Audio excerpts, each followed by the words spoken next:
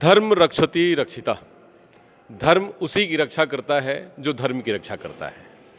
आज ये चरितार्थ है क्योंकि जमशेदपुर नगरी में विजय शंकर जी महाराज जो कि एक ऐसी कथा की शुरुआत कर चुके हैं कि जो कथा भागवत की है और ये पहली बार विजय शंकर जी महाराज भागवत की कथा इस शहर में स्टील सिटी जमशेदपुर में कर रहे हैं और इतने मधुर भाव से और ऐसी ऐसी व्याख्यान दे रहे हैं कि जिसमें ऐसा लग रहा है कि बिल्कुल हमारे आपकी ज़िंदगी से वो बातें उठाई हुई हों और हमारे आपके लिए बातों को बताई जा रही हों।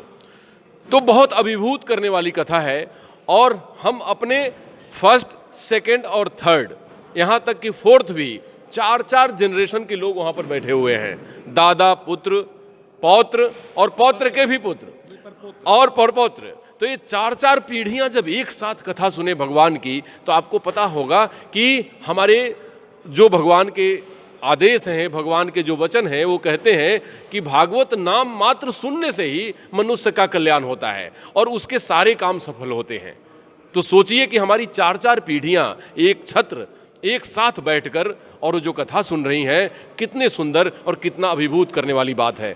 उसी साथ हमारे बीच एक ऐसा परिवार है जो आयोजक भी हैं और इनके पूरे परिवार हमेशा धर्म जागरण से और मानवता की रक्षा के लिए और समाज सेवा के लिए पूरे शहर में, पूरे झारखंड में जाना जाता है। तो इन्हीं से मैं पूछता हूँ, जो कथा हो रही है, इस कथा में आप कैसे आनंद उठा रहे हैं और क्या मैसेज देना चाहेंगे, अपना पूरा परिचय बताने के साथ। ओम नमो भगवते वासुदेवाय। मेरा नाम नवनीत चौधरी हुआ। ये कथा जो हो रही है ये हमारे चौधरी परिवार द्वारा कराई जा रही है। इसमें हम लोगों ने उज्जैन से विजय शंकर मेहता जी को बुलाया है, जो हमें 7 दिन की कथा चलेगी। और विजय शंकर मेहता जी के मैं बारे में ये बताना चाहूँगा कि विजय शंकर मेहता जी कथा तो करते ही हैं, साथ में वो हमें जीवन को कैसे जीना है इसके बारे में हमें ज़्यादा बताते हैं। कथा जो होती है वो अगर हम लोग कहें तो 60 साल के ज़्यादा उम्र के लोग पहले कथा सुनते थे, पर विजय शंकर जी मेहता ने उसका प्रारूप को बदली कर दिया है और अब वो मतलब बच्चों से लेकर युवा को सबको इससे जोड़ते जा रहे हैं। विजय शंकर मेहता जी जो हनुमान चालीसा का 1.25 लाख का जो पहला उन्होंने जब चालू किया था, जब वो अध्यात्म में आए थे तो उन्होंने सबसे पहले 1.25 लाख हनुमान चालीसा का पाठ लिया था। उसके बाद वो हनुमान चालीसा पे बहुत बार कथा किए हैं। जमशेदपुर में जो अभी 7वीं बार आए हैं, वो जो हमारे परिवार ने उन्हें बुलाया है, इसके पहले वो 7-6 बार आए थे पहले, पर वो कभी भागवत कथा पूरी उन लोगों ने नहीं की थी। वो हमेशा हनुमान चालीसा पे 2 दिन 3 दिन का उन्होंने किया था। इनको हम लोग जीवन प्रबंधन गुरु मानते हैं, जो हमें जीवन के कैसे चलाना है उसके बारे में वो हमें शिक्षा देते हैं। बहुत सुंदर। भाई साहब ने जैसे कहा कि ये मानव के मैनेजमेंट, उसके बुद्धि, ज्ञान, विवेक को मैनेज करने का स्किल सिखाते हैं विजय शंकर जी मेहता। बहुत सुंदर बात कही उन्होंने। अब मैं उस स्त्री शक्ति से बात करना चाहता हूं जो हमारे बीच है। मैं इनको जानता हूं काफ़ी अरसे से। ये समाज सेवा में तो अग्रणी है ही, प्लस ये बहुत ही ज़्यादा आध्यात्मिक प्रवृत्ति की महिला हैं, जो हमारी भारत की महिला जैसे होती है कि भारतीयता झलकती है, वैसी महिला हैं। तो मैं उनका परिचय और इस कथा से वो क्या सुन रही हैं और क्या महिलाओं को कहेंगी, मैं उन्हीं से जानना चाहता हूँ। मैं नेहा चौधरी हूँ। हम लोग इस कथा में अभी आज की जनरेशन के लोग डिप्रेशन में बहुत जा रहे हैं। इसमें गुरुजी का यह बहुत बड़ा मैसेज है कि हमें मुस्कुराते रहना चाहिए। जब आप मुस्कुराएंगे तो वो डिप्रेशन आएगा ही नहीं। और ये मेरा बेटा छोटा है, ये पूरा कथा सुन रहा है, जो कभी भगवान की कुछ भी चीज़ नहीं पढ़ना चाहता था, अब उसे हनुमान चालीसा का भी इंटरेस्ट हो रहा है और वो 3 दिन से हनुमान चालीसा का पाठ भी कर रहा है। बहुत सुंदर। जैसे नेहा जी ने बहुत ठीक कहा। नेहा जी, आप महिलाओं के लिए क्या संदेश देंगी कि आप जैसे लोग, क्योंकि आप पब्लिक फील्ड में भी बहुत रहती हैं, बहुत सारे ऐसे समाज सेवा है जहाँ से जुड़ी हैं आप, तो आप महिलाओं को क्या कहेंगे कि घर से निकले, कुछ अध्यात्म, कुछ भगवान के नाम में समय निकाले? हाँ, हमें भगवान के लिए समय निकालना चाहिए जी, समय निकालना चाहिए जरूर। अच्छा बेटा, मम्मी ने आपको कहा है कि आप 6-7 कुछ दिनों से कथा सुन रहे हैं और बड़ा आध्यात्मिक प्रवृत्ति डेवलप हो रही है आपको। अध्यात्म जानते हैं क्या होता है? जरा बताइए। आप कथा सुनना आप पसंद करते हैं? क्या नाम है आपका? लक्ष्य चौधरी। लक्ष्य। तो लक्ष्य, आप ये बताइए कि आप जैसे कथा सुन रहे हैं, उनमें सबसे ज्यादा अच्छा क्या लग रहा है आपको? सुनने में तो कुछ चीजें अच्छी लगती होंगी, तो क्या अच्छा लग रहा है, जरा वो बताइए आप। मुस्कुराना। वाह, देखिए आज भगवान ने इतनी सुंदर बात लक्ष्य से कहवाई है कि कथा का सारांश ही है मुस्कुराते रहिए, हैं, यूं गुनगुनाते रहिए, हंसते हंसाते रहिए और मुस्कुराते रहिए। आज कथा का मेन सार यही है, जैसे हमें लगता है। बहन जी, आप कथा को बहुत मार्मिक तौर से सुन रही थी, मैं जहाँ तक देख रहा था, तो आप क्या कहेंगी अपने दोस्तों से, अपने सहेलियों से कि कथा में आवें, कथा में पार्टिसिपेट करें, क्या कहेंगी आप? ये कथा तो हम बहुत दिनों से सुनते हैं और बहुत से गुरुजी महाराज जी हैं जो कथा बनाते हैं, लेकिन इनका कहना है कि हमें ज्ञान की बातें नहीं, जीने की कला सिखा रहे हैं। ये हमें ज्ञान तो हमें हर चीज़ों से प्राप्त हो जाता है, पर ये हमें जीने की कला सिखा रहे हैं कि हमें कैसे जीना चाहिए।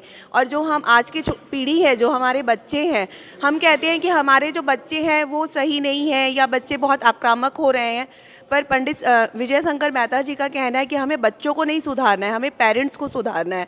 अगर पेरेंट्स सुधर गए तो बच्चे अपने आप सुधर जाएंगे। तो अगर आप सही है, आज की युवा पीढ़ी सही है, तो हमारे बच्चे जो हमारे भविष्य है वो तुरंत सुधर जाएंगे। बहुत सुंदर हमारी बहन ने बात कही कि हमारे को सुधरना। जैसे आज कथा में एक सार हुआ कि बारिश हो रही है भगवान इंद्र की कृपा से। आप भगवान इंद्र को मना नहीं कर सकते कि बारिश को रोक लिया जाए, लेकिन आप छाता जरूर लगा के निकलिए, छतरे दे सकते हैं। और छतरी क्या है? हमारा संस्कार है, हमारे भारत का संस्कार है, हमारे सनातन धर्म का संस्कार है। अगर हमने उनको दे दिया तो ये बारिश में वो बच के अपने लक्ष्य तक पहुंच जाएंगे, हमारे लक्ष्य। अब मैं आपसे जानना चाहता हूं, आप बहुत युवा मित्र हैं हमारे, कथा में आपने क्या सुना जो आपको दिल तक छू गया और आप अपने दोस्तों को बताना चाहेंगे कि भागवत कथा में ऐसी बातें होती हैं? प्लीज नाम बताने के साथ। मेरा नाम है दिव्य अग्रवाल जी। हमारे गुरुजी ये चाहते हैं कि सब हंसते रहिए, दिन भर रात भर, घर घुसे तो टेंशन छोड़ दीजिए जी। ना बाहर में टेंशन रखिए ना घर में टेंशन रखिए, घर में अपना बाहर का टेंशन नहीं रखिए ना बाहर में घर का टेंशन रखिए। वाह, तो ये गुरुजी आप का- दोस्तों से भी बताएंगे सब हाँ। चीज कि कोई टेंशन लेने की जरूरत नहीं नहीं, है। मैच हार भी जाओ कोई बात नहीं, हाँ। दूसरी मैच में जीतेंगे, बस। नंबर कम आ जाए मार्क्स कोई बात नहीं, अगली बार नंबर ज्यादा हाँ। लाएंगे, ऐसा कुछ है क्या? हाँ, अपना मतलब वो मत छोड़िए कि हम नहीं कर पाएंगे। कोशिश करते रहना है। हाँ, इम्पॉसिबल कुछ नहीं है दुनिया में। वाह, देखिए सुंदर, आपको ऐसा लग रहा होगा कि कथा से क्या मिलता है, तो एक लक्ष्य कि जो कि अभी मेरे ख्याल से दूसरी तीसरी क्लास में जा रहा होगा, है ना, किस क्लास में? 5 स्टैंडर्ड में जा रहे हैं। 5 स्टैंडर्ड का बच्चा वो आपको बता रहा है कि हमने वो सीखा मुस्कुराते रहिए, जो जिंदगी भर का सार है। भगवान गीता में ही कहा है कि जब आप प्रेजेंट में प्रेजेंट हो तो फ्यूचर तो अपने आप आपका बेस्ट होगा। वो बात उन्होंने एक शब्द में कह दिया है। अब मैं आपसे पूछना चाहता हूं भाई साहब, क्योंकि हम लोग 40+ हैं, है ना, तो 40+ के लोगों के लिए कथा में क्या है?